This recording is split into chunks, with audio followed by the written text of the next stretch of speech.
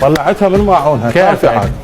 كافي. كيفك؟ يعني انت مقتنع بروحك؟ لا ترفع ايدك علي. لا ترفع ايدك علي. لا ارفع ايدك. لا ترفع ايدك علي. لا ترفع. انت مقتنع بروحك؟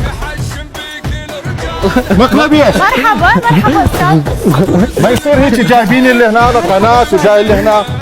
اهلا وسهلا. ما يصير هيك يعني. والله ما مقتنع بيك انا مقدم. الغالي ما يصير، مو وضعيه هاي. هو مو مقدم برامج اصلا.